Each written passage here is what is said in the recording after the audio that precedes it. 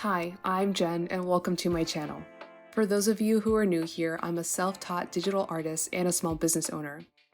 For almost all of my life, I have had a strong passion and interest in art and creativity, so being an artist is part of my identity, and I feel so happy and grateful that I have the privilege and opportunity to pursue art as my career. Since October 2021, I've been working on growing and expanding my own small business, and every day since, I've worked to reach my goals and make my dreams a reality.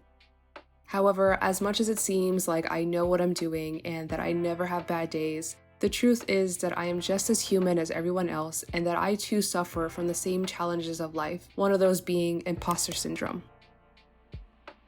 Imposter syndrome is a common experience that affects many people, like artists and small business owners. Imposter syndrome appears in many forms, and it can be that feeling that you are undeserving and don't belong, or that you're only where you are out of sheer luck.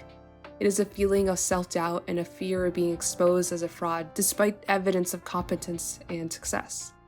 Overcoming imposter syndrome can be a gradual process, so today I'd like to share my experience with it while also sharing my strategies and attempts for combating it.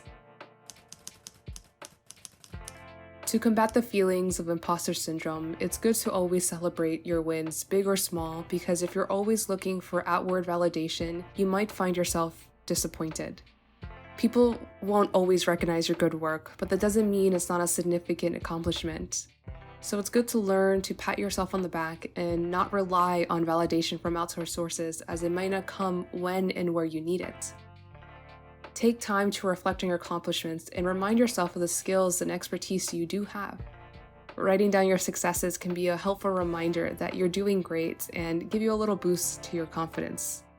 Personally, I love to journal, and I write down all my feelings and my experiences. I write down the good, the bad, the big and the small, and this helps me realize all that I do, and it reminds me that I am on the right track. It may not seem like a lot, but taking the time to acknowledge my achievement really helps me find new motivation and newfound confidence in myself, especially when the thoughts of self-doubt start to creep in. I think many people often get too caught up with achieving a certain level of success or accomplishments, which is good, but when something isn't going well or as expected, we can quickly fall into despair, so it's important to treat ourselves with kindness and understanding. Understand that making mistakes or experiencing self-doubt is a normal part of the journey. Instead of being overly critical, we should practice self-compassion and remind ourselves that everyone has ups and downs. This is something that I'm still learning. It's not that I talk down to myself when something goes wrong, but I often hold myself to a certain expectation. And so when I can't meet it, I am quick to feel disappointed in myself, when instead I should remind myself that not everything is always going to work out, and that's totally okay. I should at the very least applaud myself for trying and showing up. Challenge negative thoughts and self-critical beliefs. When you catch yourself thinking, I'm not good enough, or I'm not going to do well, try to replace those thoughts with positive and affirming statements. Focus on your strengths and the values you bring to your artistic work and your business. Optimism and your belief system are essential to your success, so when you believe something is possible, you're far more likely to achieve it. I tend to be a very optimistic person, so I'm constantly telling myself and reminding myself that I can do whatever I put my mind to. The phrase that I often tell myself is that if other people can do it, so can I. It might take me some time and I may make mistakes, but as long as I stay consistent, I know that I can reach my goals. Believe me when I say that many successful artists and small business owners that you may look up to or hope to aspire to be like one day have also had moments where they felt some of the same self-doubt feelings that you have. Those feelings or thought that we're not good enough, or what if no one supports us? So talking about these feelings with others can be incredibly helpful because you might find that those around you also share the same feelings and thoughts. There is power in community, and perhaps you'll find ways to help each other and lift each other up. Oftentimes, if I'm having these really heavy feelings, I will first turn to writing out my feelings, but honestly, sometimes that's not enough. So usually my next attempt to feel better is to talk it out with someone, and 9 out of 10 times, that's with my partner. I turn to him because he always offers me with such great support, encouragement, and perspective, and it's just so nice to have a person who fully understands me and my thinking to help me out of my negative thoughts.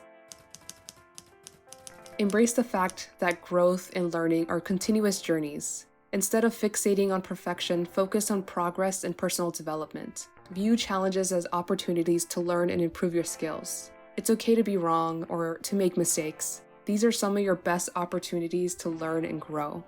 This is an area where I've actually faced the most anxiety around when I was first starting out. I don't like to make mistakes because for almost all of my life, I thought making a mistake was equivalent to failing. But what I've learned is that sometimes we need to make a mistake to fully understand a lesson. It's unrealistic to expect everything to go right every time, so I've been getting better at accepting mistakes and learning from them to do better and to come back stronger. Break down larger goals into smaller and achievable milestones. By setting realistic expectations for yourself, you can reduce the pressure and anxiety that may contribute to imposter syndrome and celebrate each milestone reached as it reinforces your belief in yourself and your capabilities. I often get wrapped up in big ideas, goals, and expectations for myself, and I think it's because I'm really excited to grow my business and see it succeed. So slowly over time, I have been learning how to set more realistic goals and expectations for myself so I don't let myself down. And I remind myself that it's okay to change our goals as time goes on. It's not a failure. We can always readjust and learn as we go. Invest in your skills and knowledge by taking workshops, courses, or by doing your own research. Expanding your understanding can really help build confidence and alleviate some of the feelings of imposter syndrome. I'm always learning because there is so much that I don't know. One of the best things that I heard while I was in school was, "You don't know what you don't know." And that has always stuck with me. At first, it made me a little anxious to think about it because there's so much uncertainty with it. But as I've gained more experience and I've grown older, I realized that there is no cap to how much we can learn. And instead of viewing this as a scary thing, I've embraced it and will always do my best to keep myself educated. Take care of your physical and mental well-being. Engage in activities that promote relaxation, such as exercise, meditation, or any hobbies unrelated to your artistic work or business. Taking breaks and maintaining a healthy work-life balance can help reduce stress and increase your resilience against imposter syndrome. Since starting my business and becoming a self-employed artist, I have always strived to create a healthy balance in my work and life because I am super invested and passionate about what I do. It's easy for me to keep working, and while that may be good for my business, it's not very good for my mental and physical health. So, I make sure to take routine breaks and step away from my work. By doing this, I can refresh my mind and come back with better energy and tackle my tasks with a better mindset. Imposter syndrome can affect people from all walks of life and across various professions and fields. It's not limited to any specific group or demographic. In fact, anyone can have these persistent feelings of self-doubt, inadequacy, and have a fear of being exposed as a fraud, despite evidence of your success and your accomplishments. While anyone can experience imposter syndrome, it is often seen among higher achievers such as professionals, academics, artists, entrepreneurs, even students.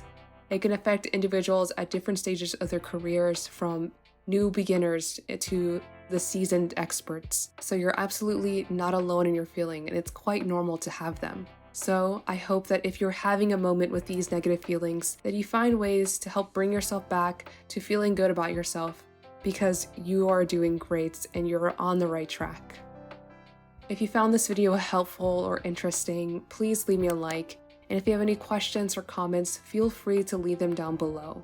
Additionally, don't forget to subscribe for more art-related videos, and if you want to further support me and my small business, please consider taking a look at my shop. The link is in the description below. Thank you so much for watching, and I'll see you in the next one. Bye!